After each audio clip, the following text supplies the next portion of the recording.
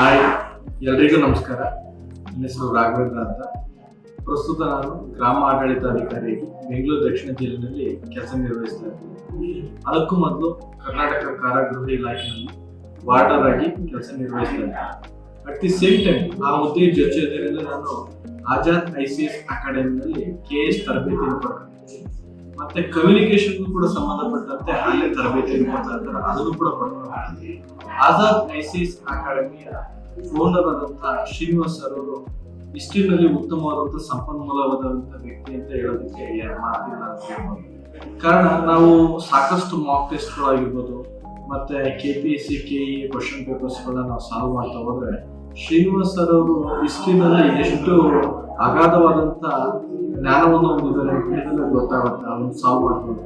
ಕಾರಣ ಬಹುತೇಕ ಕ್ವಶನ್ಸ್ಗಳು ಅವ್ರ ನೋಟ್ಸ್ ಇಂದನೇ ಕವರ್ ಆಗಿದೆ.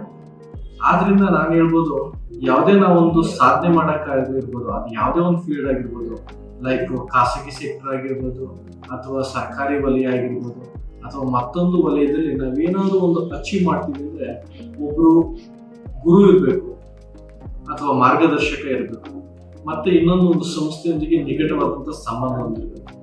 ಆ ಎರಡು ಸಂಬಂಧಗಳು ನನಗೆ ಸಿಕ್ಕಿತ್ತಿಲ್ಲಪ್ಪ ಅಂದ್ರೆ ಆಜಾದ್ ಅಕಾಡೆಮಿ ಮತ್ತೆ ಶ್ರೀನಿವಾಸ್ ಸರ್. ಆದ್ರಿಂದ ನೀವು ಯಾರಾದ್ರೂ ಮುಂದಿನ ದಿನಗಳಲ್ಲಿ KS ಕೋಚಿಂಗ್ ಆಗಿರ್ಬೋದು, PDO ಎಕ್ಸಾಮ್ಸ್ಗಳಾಗಿರ್ಬೋದು ಮತ್ತೆ ಕಮ್ಯುನಿಕೇಶನ್ಗೆ ಸಂಬಂಧಪಟ್ಟಂತೆ ಉತ್ತಮವಾದಂತ ಒಂದು ತರಬೇತಿನ ಪಡೆದುಕೊಳ್ಳೋದಕ್ಕೆ ಆಜಾದ್ ICS ಅಕಾಡೆಮಿನ ಚೂಸ್ ಮಾಡಿದ್ರೆ ತಪ್ಪಿಲ್ಲ ಅಂತ ನನ್ನ ಭಾವನೆ. ಆದ್ರಿಂದ ನನ್ನ ಪರ್ಸನಲ್ ಎಕ್ಸ್ಪೀರಿಯನ್ಸ್ ಏನಪ್ಪಾ ಅಂದ್ರೆ, ನಾನು ಇವತ್ತು ಗ್ರಾಮ ಆಡಳಿತ ಅಧಿಕಾರಿ ಆಗಿದ್ದೀನಿ. ಮುಂದೆ ಮತ್ತೊಂದು ಎಕ್ಸಾಮ್ ಅಲ್ಲಿ ಕೂಡ ಏನಾದ್ರು ಕ್ಲಿಕ್ ಆದ್ರೆ ಅದಕ್ಕೆಲ್ಲಕ್ಕೂ ಕೂಡ ಕಾರಣ ಶ್ರೀನಿವಾಸ್ ಸರ್ ಅಂತ ಅನ್ಬೋದು ಮತ್ತೆ ಆಜಾದ್ ICS ಅಕಾಡೆಮಿ. ಎಲ್ರಿಗೂ ನಮಸ್ಕಾರ.